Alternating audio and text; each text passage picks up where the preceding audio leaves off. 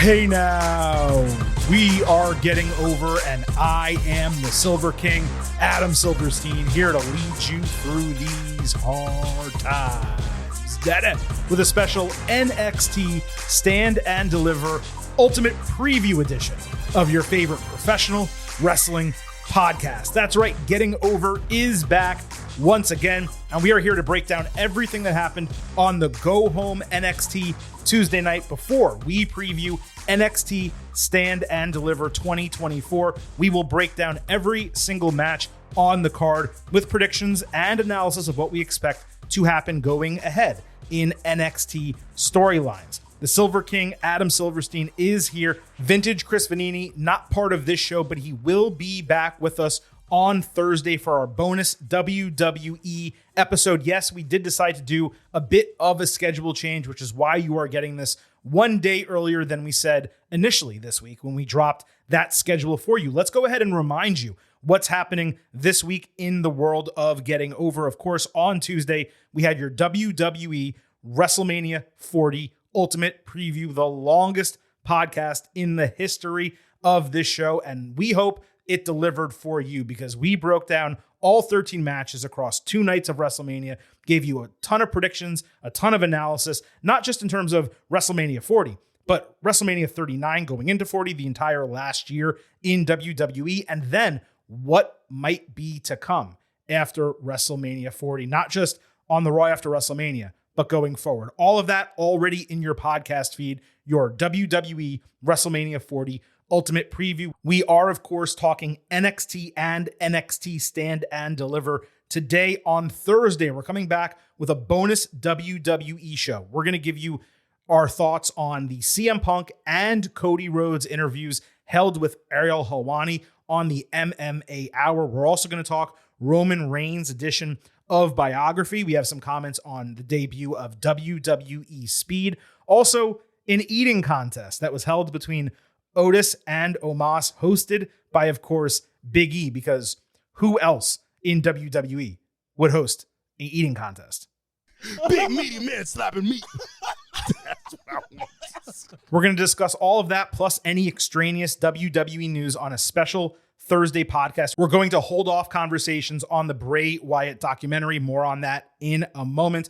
It is possible we have a special WrestleMania go-home show for you Friday, as soon as SmackDown goes off the air.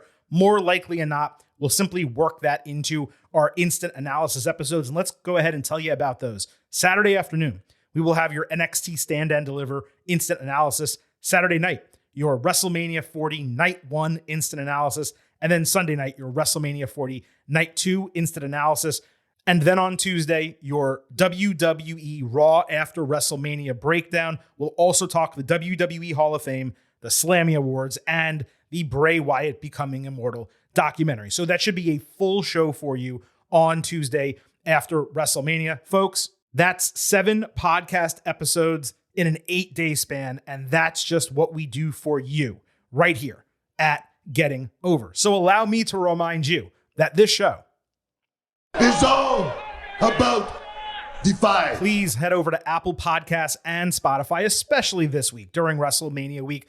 Leave a 5-star rating on Apple. Take a little extra time. Leave a 5-star written review. If you do, we will read it live right here on the show. Don't forget to follow us on Twitter at Getting Overcast for episode drops, news, analysis, highlights, all of that good stuff. It is also where you can vote in our pre- and post-show polls surrounding Stand and Deliver and both nights of WrestleMania. We will use your polling, your opinions on these shows to help further inform and highlight our discussion in those WrestleMania and NXT Stand and Deliver instant analysis episodes.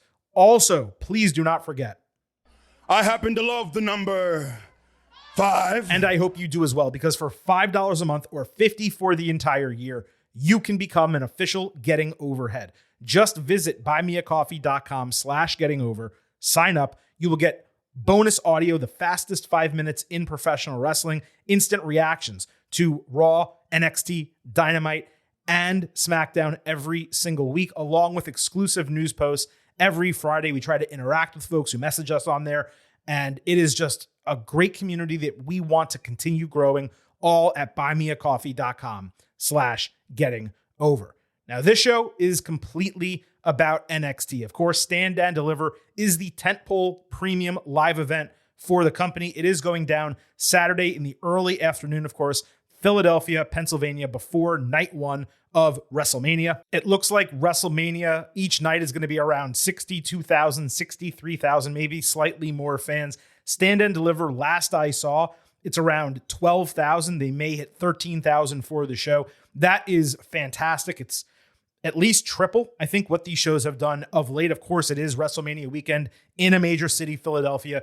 Most of them are not on the same weekend as a major event, and certainly not in a major city like Philadelphia. So there's going to be a lot of eyeballs on this product, and it's going to be real interesting for us to break down this card, because I do have some thoughts on the way WWE put this together, knowing how big of a weekend it is for the brand. But before we get to the NXT Stand and Deliver Ultimate Preview, let's go ahead and discuss everything else that happened on NXT this past Tuesday night.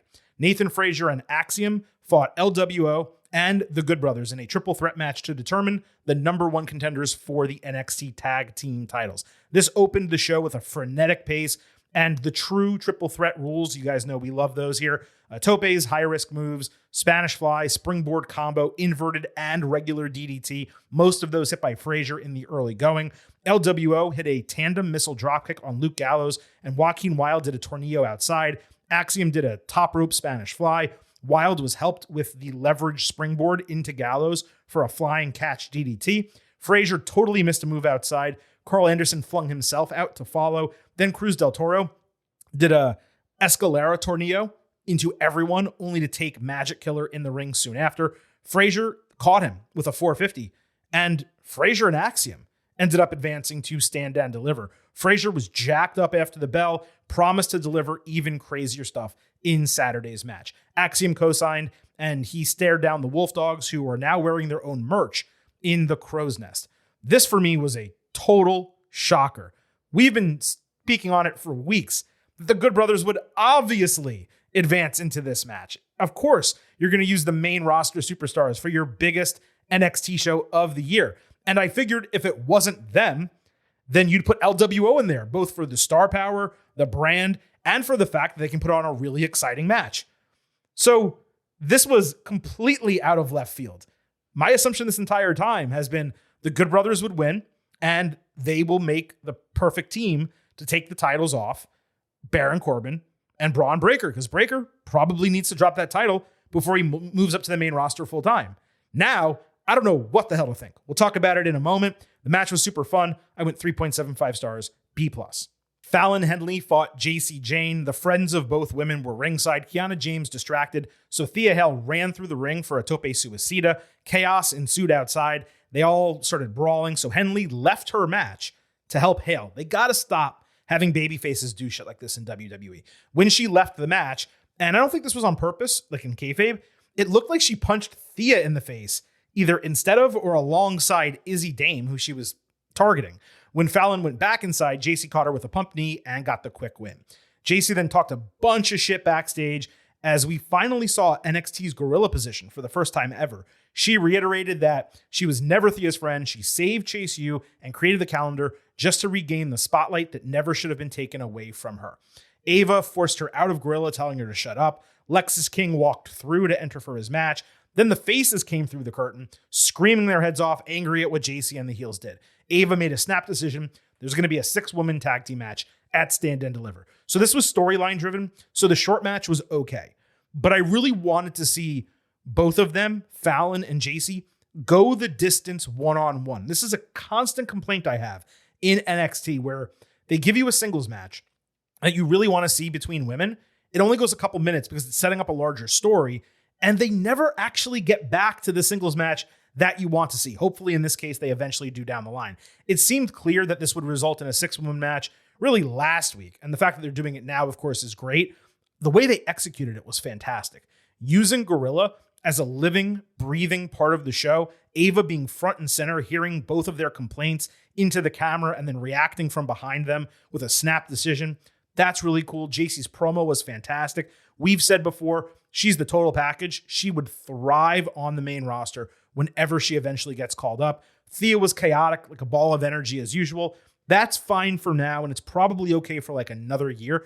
At some point, she's going to need to adjust her character and just get a bit more serious. You can be energetic, you can be exciting, you can be a Tasmanian devil, but you can't be that way all the time. I loved the character that she was showing when she was a tweener, and she needs to keep some of that now that she's back to being a full-time babyface. Obafemi fought Joe Gacy in a non-title match. Gacy was attacked during his entrance with a Sean Spears chair shot.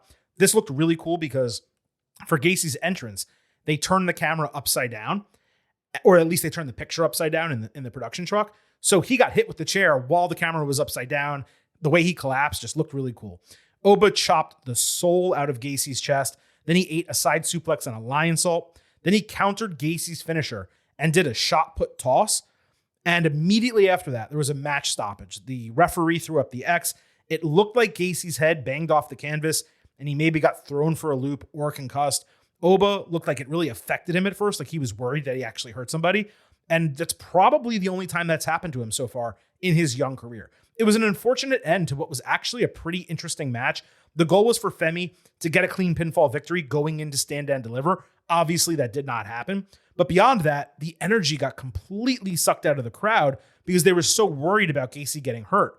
Femi didn't seem to have done anything wrong per se, but it does stand to reason, very similar to the Brutus ball that they were using on the main roster, the Creed brothers, that a move like the shot put toss, it can go wrong without anyone meaning for it to go wrong. Just you're taking someone, the full weight of their body, and you're just chucking them across the ring. And at some point, someone's going to land wrong. And I know you could say, well, someone can land wrong on a suplex, Silver King. Someone can land wrong on a brainbuster. All true. But when you're just flinging someone into the air, there's a lot less control than when you're doing, let's say, a power bomb or when you're doing another move like that. So I'm not saying they shouldn't do it. I think he needs to almost do it more as a toss power bomb where he gets someone up with their legs around his neck and he throws them forward, as opposed to just taking someone from the side and just chucking them into the ring. Again, he didn't necessarily do anything wrong here because he's just doing what he's told, and he's still immensely green at this juncture, but it seems like it's a move that creates unnecessary risk, and it's the same thing with the Brutus ball. I can't believe they're still doing that. I know it's not necessarily their finisher anymore, but the fact that they're doing it on TV, it just doesn't make sense to me. People have gotten hurt multiple times. And by the way, that actually looks bad. At least the shot put toss looks really cool. Anyway, Gacy later went to Ava's office and demanded a match against Spears on Saturday. So clearly he was hurt to some degree, but not hurt enough where he had to leave in the hospital or where they didn't allow him to continue performing on the show. And that, of course, is a huge positive. Sol Ruca fought Blair Davenport. Sol put together some really unique offense before Blair went after the injured knee. She ran it into the steel steps. They did the vertical suplex spot over the ropes. Ruca then did a one-legged springboard splash, which was crazy to see someone do that. She sold the knee before hitting a ridiculous top rope cartwheel DDT. I know luchadors have done it. Never seen someone her size do it. Davenport pulled her leg out during a soul snatcher attempt, hitting like half a Falcon Arrow. Ruca then countered Kamigoye with a weak roll-up for the pin. This match was going pretty damn well until the finish. And I'm not exactly sure why. The soul snatcher counter was great. Something seemed off with Blair, though. Maybe it got clunky, and then when they did the roll-up, it was just too slow. I'm going to chalk it up to happenstance. Everything was super smooth up until that point. There's no ceiling as far as I'm concerned on Soul's future. She just needs reps and reps and reps. Hopefully she's working that Florida loop for NXT. Blair taking the L here, it hurt a little bit because she really should be among the top women in the division coming out of Stand and Deliver, but they can certainly have her get a win back sooner than later, and she can work her way up the card as she has previously. Carmen Petrovic fought Lola Vice. Natalia gave Carmen advice backstage before Roxanne Perez walked up scoffed at the idea of listening to a veteran, and then walked off with Natty staring daggers at her. Carmen was rolling a bit, only for Lola to catch her with a back fist and lock in the sharpshooter while sticking out her tongue and taunting Natty while getting the submission victory. This was the most personality that Lola has ever shown inside the ring. And I don't say it for Gonna look good, but she's got me saying, hey now! Those types of reasons, but she looked so badass, sticking her tongue out at Natty and smirking at her and giving her that face, just like She's disgusted at her. She doesn't need her. She doesn't respect her.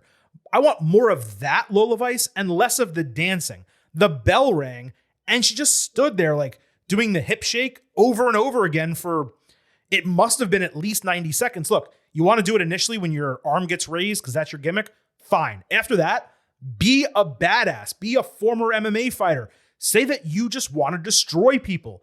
That's what she's good at. She has legitimately great strikes, but all the excess stuff, the ridiculousness, it kind of hides some of that. I want Lola Vice to be Lola Vice, the badass Cuban woman who can just beat the ever-loving shit out of people. We saw some of that in this match. I loved that she used Natty's finisher and taunted her, and just the way she carried herself here was so much more confident than when she then stands up and just starts dancing and shaking her hip. You don't need to do that. Von Wagner fought Lexis King in a taped promo from his throne. King said he's baffled by Wagner wanting another shot at him, this time on his own, given that he's not even able to take care of himself and totally leans on Mr. Stone for everything. Wagner charged him on his entrance and dominated offensively with a number of big slams, including a choke slam on the apron. Wagner actually botched a power slam on King through a table because he was unable to lift him on the first go. The second go was a DDT counter ringside before coronation inside with Lexis King getting the win. At this point, I don't know that Von Wagner is going to improve. Like, seriously, I watch his matches and It's the same thing over and over and over. It's like missionary position every single night. Every match is the same. He slams a bunch of people around. He goes for the table powerbomb. Sometimes he gets it. Most of the time he doesn't. And most of the time he loses. Is he a badass? Is this the guy who beat Kyle O'Reilly? I mean, they're not treating him that way. I don't think he's booked poorly. I just think he's not a great wrestler. And for some reason, they just keep him in their creative plans. And he seems like a really nice guy. So it's nothing against him whatsoever. But the character just doesn't work. It's not interesting. It's not garnering babyface attention the way it was for that very short period of time when they did the head injury angle. And now he's just back to what he was doing before. And it's like, who actually cares about Von Wagner? Unfortunately, the answer is nobody. Ren Sinclair walked in as Ariana Grace was going through the gowns that she was preparing to have Gigi Dolan wear. Ren didn't understand why Ariana was trying to change her, given pageants are supposed to be about expressing yourself and showing your individuality. They are? I didn't know that. And that obviously pissed off Grace, who decided that she wanted to go so far as to fight her over it. The character acting for Ariana remains totally on point. I'm kind of curious why this Gigi deal has not progressed. Is she sick or something? It's odd that they started this angle and they're going nowhere with it, yet they keep talking about the fact that the angle is ongoing. So there has to be some type of extenuating circumstance. So we got Sinclair against Grace. Ren chopped the hell out of Ariana, but Grace dodged her in the corner and then locked her in a really tight pinning combination near the turnbuckles, and she used the bottom rope as extra leverage for the win. Sinclair, let's be clear, she's 20 times the wrestler of Grace at this point. She clearly had to slow herself down just to make the match work. Ariana got the win because she's the one involved in a story, and that's fine, especially given the way it was done. But I would really like to see Sinclair get a legitimate push after Stand and Deliver, at least to the level of Kalani Jordan, if not more. So that was NXT this week. Everything that led into Stand and Deliver, but maybe did not necessarily have to do with the show. Items that developed matches, but were not further developments and storytelling from matches that were already booked. So let's go ahead and switch gears. We'll hit your NXT Stand and Deliver 2024 Ultimate Preview. Right now, we're going to go match by match on the card from the undercard all the way to the main event. We'll discuss what happened on NXT and give you some final predictions and picks for these matches. Let's start with Joe Gacy against Shawn Spears, and I believe this is going to be on the kickoff show. So this was, of course, developed over the last couple of weeks across NXT. You have Gacy, who's been doing this new character, but losing pretty consistently. Spears, who just got a victory over Ridge Holland before losing to Dijak. That led into his North American Championship qualification. And you also have Gacy here, who is currently doing a character where wins or losses for him just do not matter whatsoever. And I don't know that the result of this match matters that much either. There's only really two ways it can go. One is that Gacy surprises Spears, catches him in a pinning combination, gets the win, and that leads to the continuation of the story. The other is that Spears beats Gacy, and Gacy doesn't leave him alone, and that leads to the continuation of the story. I don't think it's going to end here at Stand and Deliver. So I'm going to go with Spears getting the win. He's the one that's pretty new to the brand, still getting built up to a degree. It just makes more sense for him to go over in the spot. And Gacy's not really a babyface. So if you're looking for like a babyface pop kickoff show moment, you're not exactly going to get that from him. You might actually get it a little bit more if Spears wins. I don't know that either guy is going to have the fans rally around him in either direction, but that is the best guess I can give in terms of the way this match is going to play out. Let's move to Fallon Henley, Thea Hale, and Kalani Jordan against JC Jane, Kiana James, and Izzy Dame in a 6-woman tag team match. Now, we obviously just discussed the entire build on the go home and the match being booked. This, of course, has transpired for the last few weeks. The primary rivalry here is Thea and JC. Of course, Kiana and Fallon is the secondary, and then Kalani and Izzy are just playing the third wheel in both cases. And generally, when you have a multi-person match and you can then split it up and have singles matches coming out of it, you have the heels go over in the multi-person match, and then the baby faces win the rematch in singles competition. So Fallon obviously against Kiana and Thea against JC. Thea JC is where this needs to end, and I don't know that it makes sense to have the babyface get the win here, no matter which one of them was to get the fall and no matter which person takes the fall. I don't know that it makes sense to have the babyfaces win this, because when you go through this card, there's a lot of other spots where it looks like faces are going to win on Stand and Deliver. So you combine the fact that in the multi-person match, it makes more sense for the heels to go over, plus the fact that Thea over JC needs to be the end of that feud, and also Fallon over Kiana needs to be the end of that feud, although that's kind of started and stopped a number of different times. So I have the heels getting over here, Jane, James, and Dame, and I do think sooner than later, probably at the next NXT Premium Live event, we get that Thea JC match, one-on-one non-title situation with Thea finally getting over JC and Jane getting her comeuppance. And I actually wouldn't be surprised if that led to JC leaving NXT and going to the main roster. It might be too soon for that. I don't know that the women's division on the main roster needs many more people right now, but that is the way I would look at this going forward. Let's move to the tag team championship. The Wolf Dogs defending against Nathan Frazier and Axiom. I was actually kind of surprised that we didn't get much from the Wolf Dogs on the go home NXT. We saw them in the Crow's Nest. There was a social media video before the show began with them showing off their new merchandise in the parking lot. And that was pretty much it. I feel like they kind of gave away the result of this match. Number one, by Frazier and Axiom being the challengers. And number two, the fact that they just created merchandise. These guys have been champions for like a couple months. The gimmick has been over for a long time, and they didn't capitalize on it. But now they're giving them merchandise right before WrestleMania weekend. And sure, they can sell plenty of it in Philadelphia and through the WWE shop. By the way, if you ever want to buy anything on the WWE shop, we have a link in our profile, our link tree. There's a WWE shop link right there. We get 10% of all your purchases. They come to benefit getting over, and it doesn't cost you an additional dime. You also get coupons and a ton of stuff. So use that link in our Twitter bio at GettingOverCast. Back to the match. Didn't mean to throw an ad in there. Just thought I should mention it. They just came out with this merchandise. Yes, Braun Breaker is getting debut vignettes on SmackDown. Yes, he's already had 2 matches there, but we've also seen people do double duty, and the guy lives in Orlando. So it's really not that difficult for him to work in Orlando on a Tuesday, get 2 days off, and then fly into whatever city SmackDown is and work on Friday, especially if he's not going to do WWE house shows, which even if he did would be over the weekend. So for me, I came into this thinking, well, clearly the Wolf Dogs are going to lose and Braun's going to get his full call up and Corbin will go back to doing something else. I don't know if that's the case anymore. So I have the Wolf Dogs actually retaining the titles over Frazier and Axiom. And I think they remain champions while Braun is on the main roster for a short period of time. And eventually they lose to a different team. I don't exactly know off the top of my head what team that would be. Maybe it's a newly formed team between 2 singles wrestlers. I'm not there yet. It could be something like Dijak and Josh Briggs forming together if neither of them win the North American Championship. That is something that could work.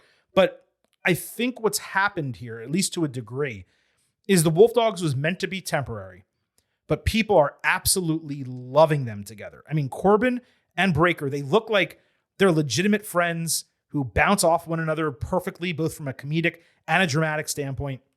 And really, if you want to reintroduce Corbin to the main roster, bringing him up with Breakker and having the Wolf Dogs show up on SmackDown and win the tag team titles, especially if they get split during WrestleMania, that would be a great way to kind of reinvent Corbin and start Breakker off in a meaningful way as a champion right on SmackDown without him having to use to win, without having him win a singles title. So that's what I would do. If I had the book, if I had the pencil, I would have them retain for a little bit, eventually lose, go up to the main roster together, win the tag team titles in short order.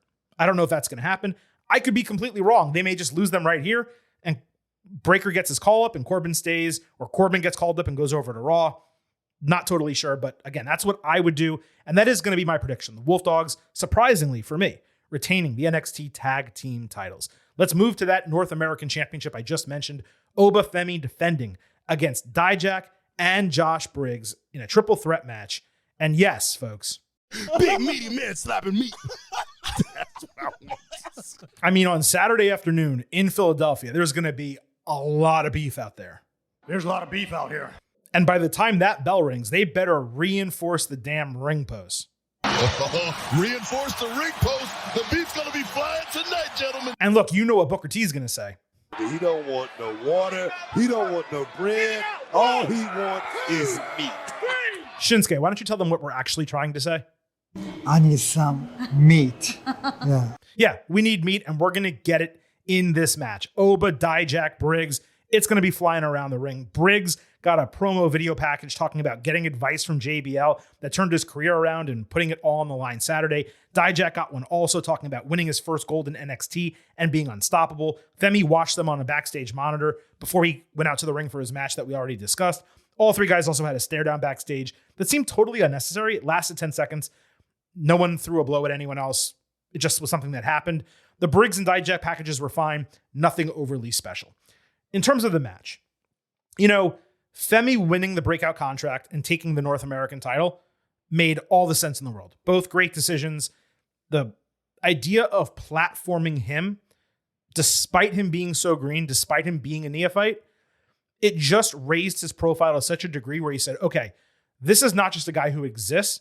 This is a guy that I need to pay attention to and I know is going to be a big deal on the main roster. And yet, the title reign hasn't been great. And really, him being champion, it hurts NXT as a whole because he is so inexperienced, because he is so big, and he's the type of guy that you go into a match with and you say, how the hell is this guy going to beat him? You look at the other competitors here. Briggs, just starting out in his singles role, doesn't really need a title. He continues to need to develop that individual personality. Dijak has been kicking ass up and down NXT to the point there was a period of time where he was just straight up losing matches one after the other, but all of them were banger matches. I mean, your 4-star matches, nearly a 5-star match with Ilya Dragunov. Some will tell you it was a 5-star match, and that's totally fine if they believe that. I can accept that. This guy has been putting in the work, not just in the ring, as a character. He's one of the most compelling people on the entire brand, and he is someone who, if Dragunov is going to drop the NXT title, he would be the perfect person to take it from him or become champion soon after and be the steward of the brand, the next steward of the brand after Dragunov leaves and gets called up to the main roster. But since he's not in that title match, and since Dragunov has another opponent that doesn't seem to be a huge threat to him, we'll get to that in a moment, I think strapping up Dijak with the North American Championship that he probably should have had at some point during the pandemic is the right decision. Also, in a triple threat situation, it creates a scenario where Femi does not need to get pinned to lose the title, and clearly they don't want to do that, or at least I would expect they don't want to do that. So there's two options. Dijak and Briggs, they team up on Femi. They hit him with a bunch of finishers. Dijak throws Briggs out of the ring and actually does pin Femi and beat him for the title. Or more likely is that Briggs takes a lot of punishment from Femi. Dijak hits him with one move, picks up Briggs, hits Feast Your Eyes, gets the 1-2-3, and becomes the new North American champion. But I think this is a move that absolutely has to be made on this show. There's really only two results on this show that I think are no-brainers from the standpoint of I would be shocked if Shawn Michaels did anything else. One of them is Dijak winning the North American Championship. I would actually put that number one on the list. This for me is the singular decision that absolutely needs to be made.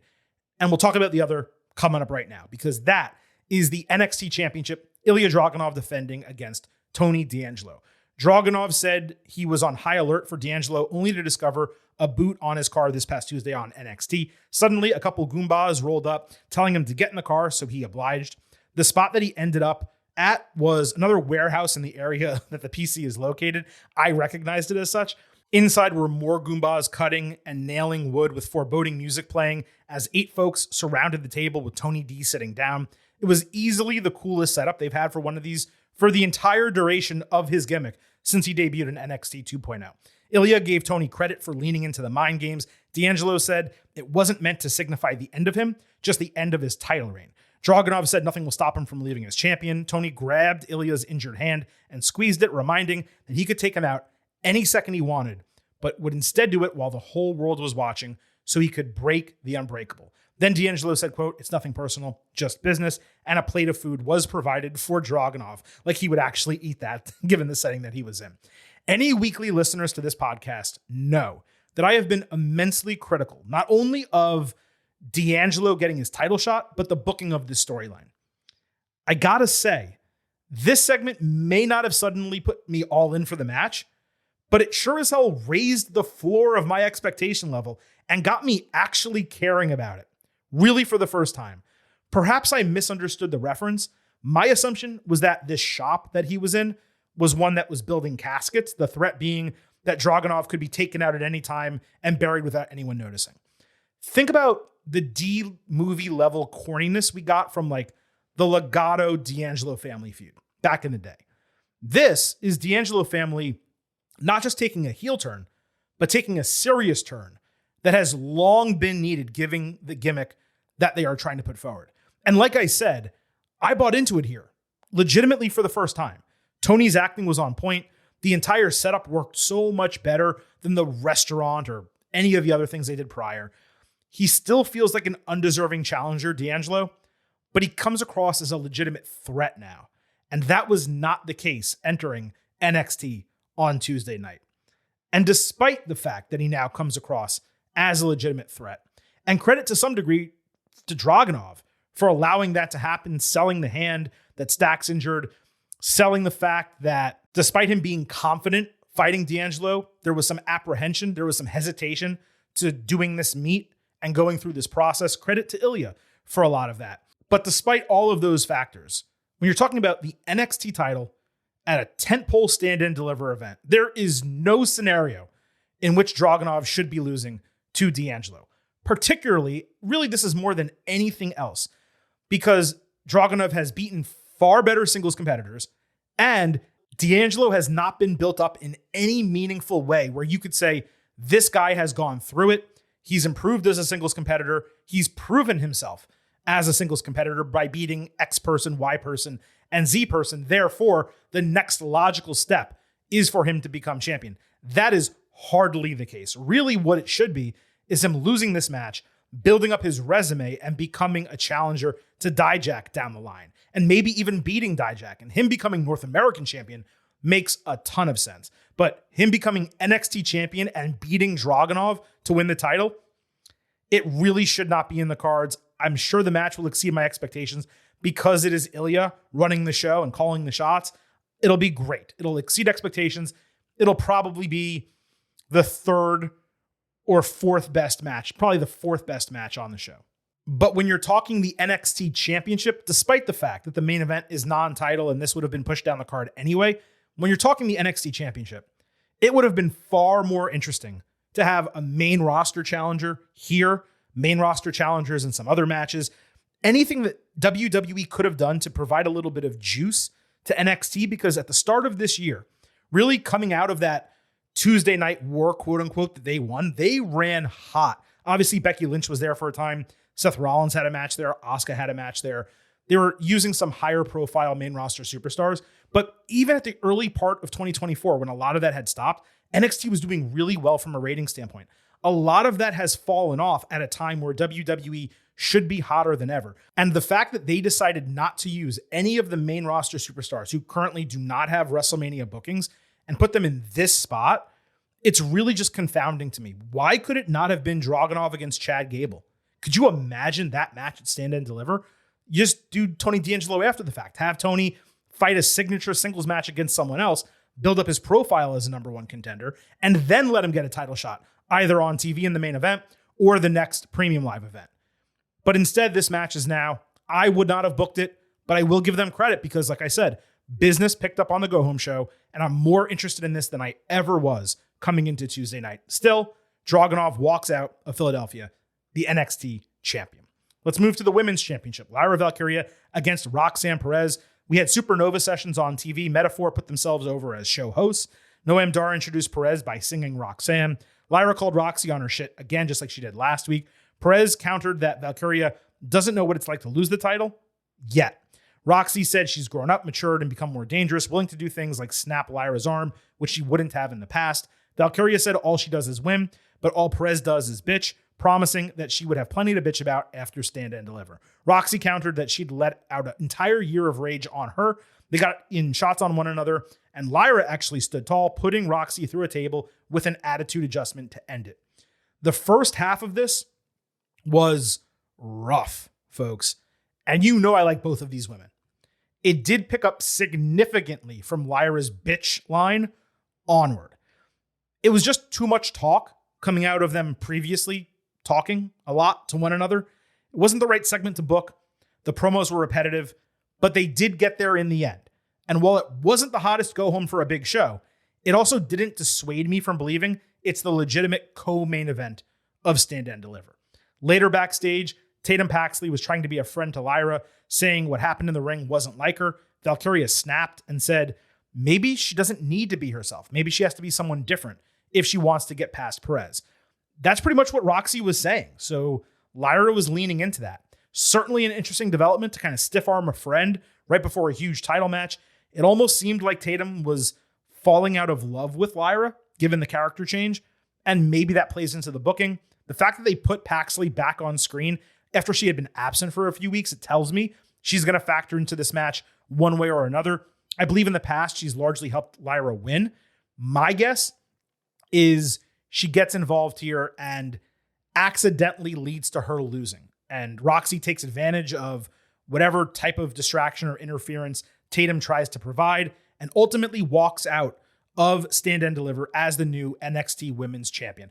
I saw a report that the WWE folks, the main roster folks, are impressed with her and considering a call-up. I've not heard the latter part. Yes, I've heard they're impressed with her, no question. I have not heard that a call-up is anywhere near happening for Roxy.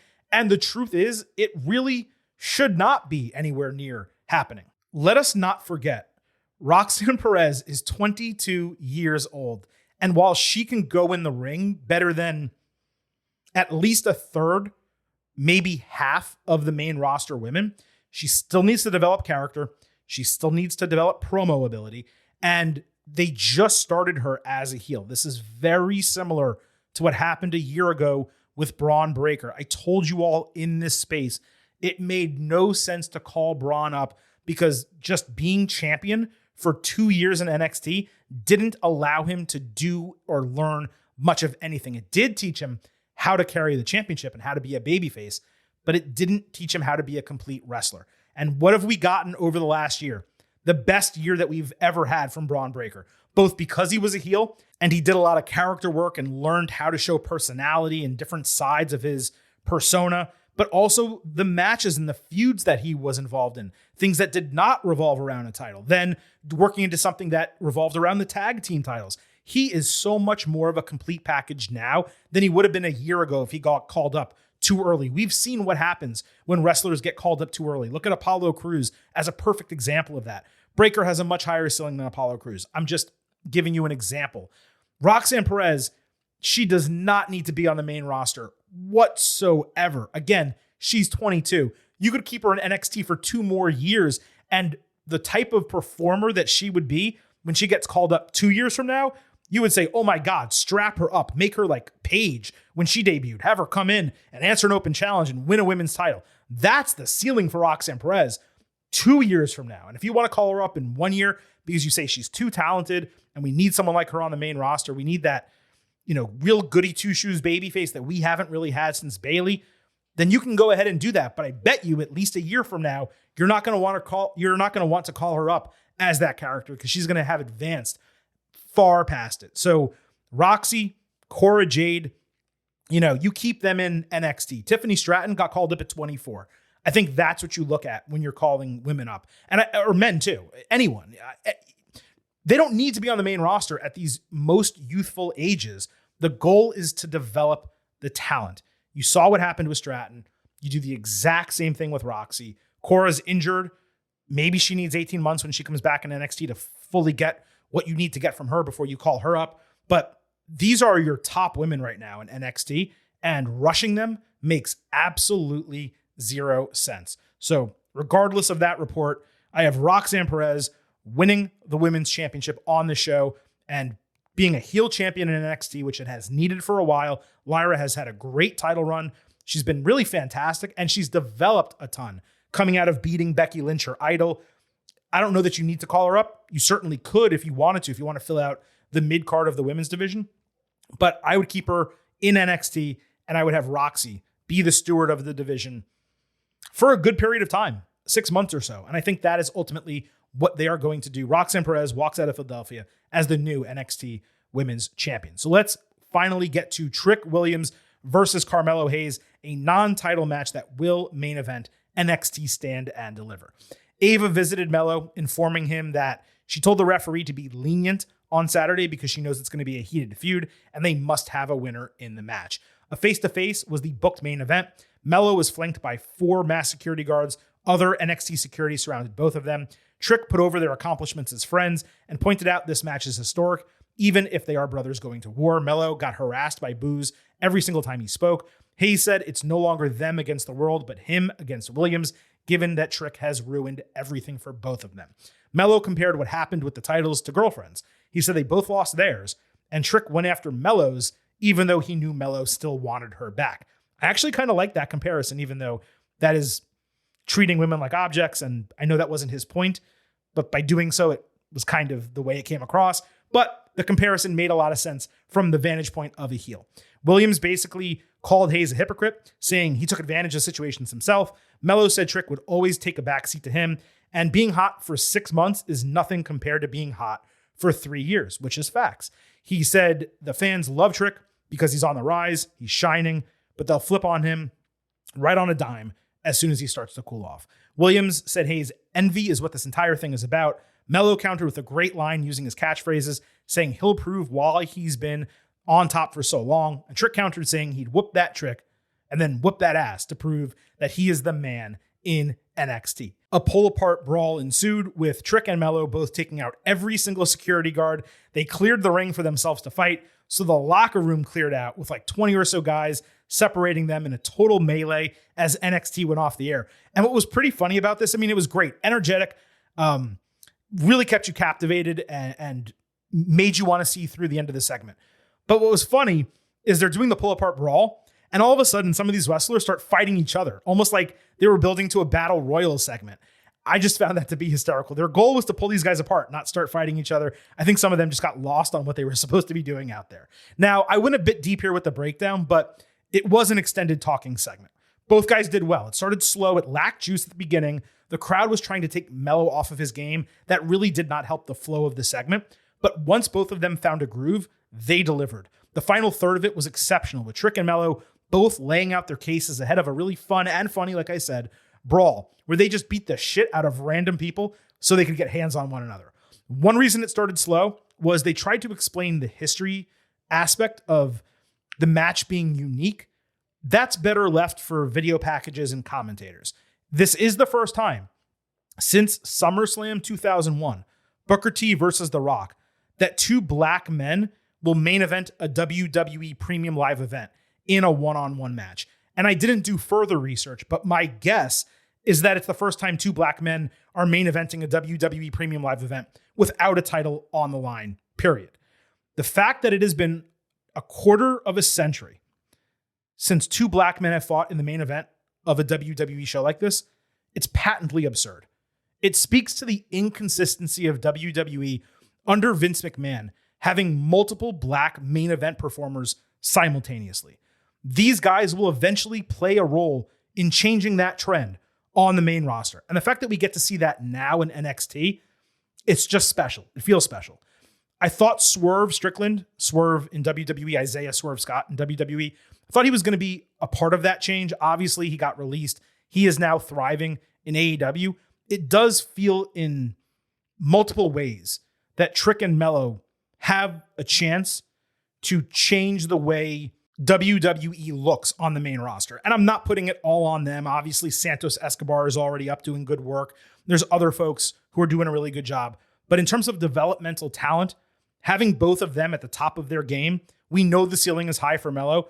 Trick is still green to a degree. He's still learning. It seems like the ceiling is going to be immensely high for him. Knowing that one day both of them will have opportunities like this on WWE main, it's just awesome. And then again, knowing that we're getting a taste of that now in the main event of NXT Stand and Deliver on WrestleMania weekend, it really means a lot for them. It means a lot for NXT. It means a lot for WWE. It means a lot for WWE fans, just from a representation standpoint. We talked about this with Bianca Belair and Naomi and Jade Cargill, seeing those three women together, seeing these two guys together. It's just something that unfortunately has been absent for far too long in WWE. And it's real exciting. Like I said, I'm kind of repeating myself a little bit, but it's real exciting to see them get this type of spotlight. And it's not just about having the match, but it's about having the story going into the match. That's really the bigger part of it. It's one thing to book a match. It's another to have a story that is so important and has drawn fans in from both sides of wanting Trick to get the comeuppance on Melo, really liking Melo and thinking Trick's not ready. You have so many people anticipating this. They did such a great job with Prime Target, bringing in CM Punk and Tommaso Ciampa and Johnny Gargano, and Cody Rhodes weighed in at some point on that. It feels epic. And it's really exciting, like I said, that this is going to main event, Stand and Deliver. But it's epic, not just for the history and not just for the storytelling, but it's epic for the fact that we're getting a non-title match, period, main eventing a show of this caliber. We're getting one, of course, for WrestleMania. That one involves The Rock and Roman Reigns and Cody Rhodes and Seth Rollins, and it has relevance to a title match that's going to happen on night 2. This is a non-title match just for being a non-title match, and that's super exciting in its own right. I've said exciting like 8 times here. Clearly, I'm jacked up for this match. In terms of the result and the prediction, maybe I spent so much time discussing how thrilled I am for it happening because there's not much to talk about. Trick Williams is going to win this match. You don't tell this story and develop this entire storyline and most likely have Carmelo going up to the main roster when it's over. You don't do all of this for Trick to lose, especially given the fact that he was on the wrong side of, losing the NXT championship to Ilya Dragunov on the prior Premium Live event. So you have Trick win here and you strap a rocket to him and you put him on top of NXT. In fact, now that I'm thinking of it, that's even another reason that Ilya Dragunov needs to retain over Tony D'Angelo, because if you want to make Trick Williams, you don't make Trick by having him beat Tony D. You make Trick by having him beat Ilya and send him off to the main roster. So Dragunov retains the NXT title. Trick Willie beats Melo in this grudge match main event.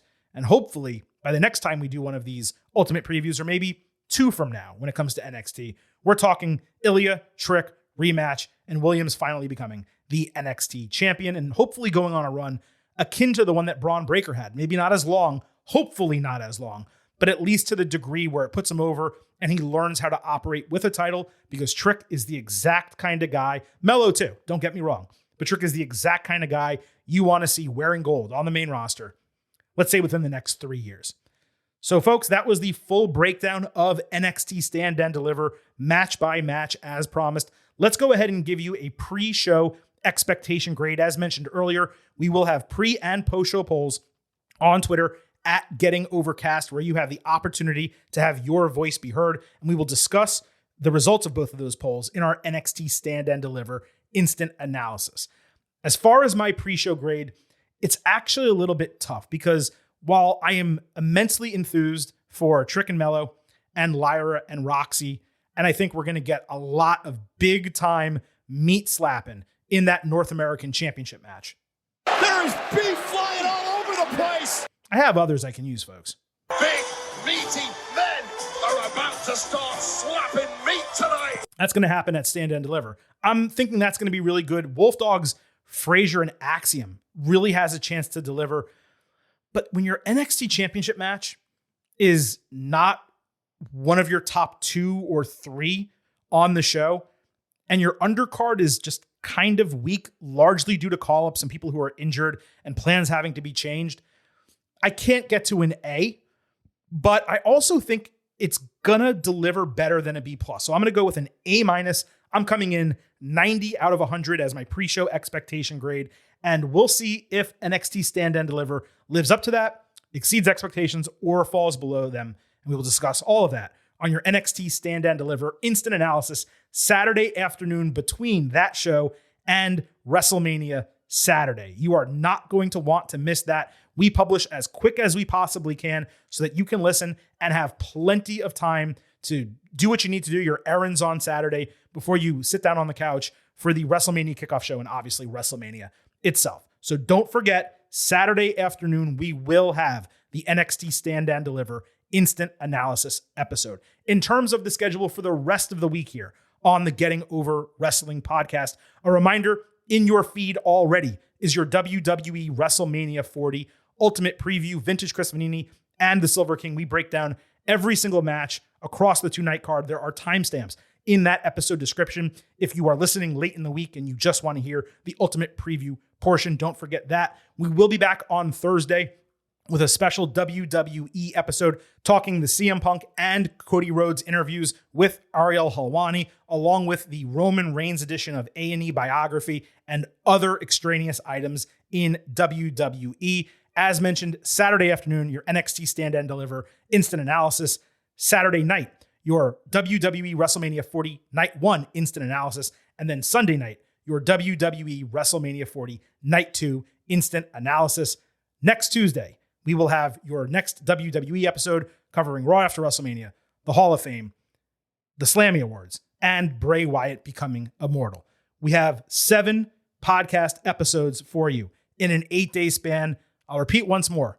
That's what we do right here on the Getting Over Wrestling podcast, particularly during WrestleMania week.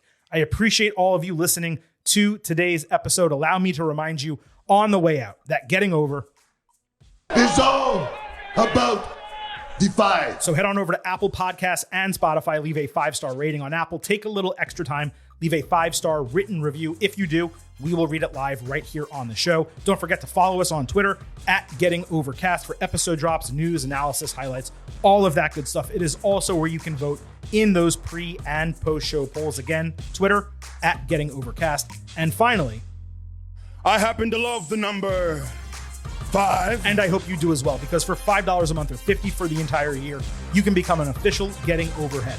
Just visit buymeacoffee.com/gettingover. Sign up. You will get bonus audio, instant reactions to Raw, NXT Dynamite, and SmackDown every week, along with exclusive news posts on Friday. Again, buymeacoffee.com/gettingover. That is it for NXT. Cannot wait for Stand and Deliver on Saturday. This is the Silver King signing off and leaving you with just 3 final words. Bye for now.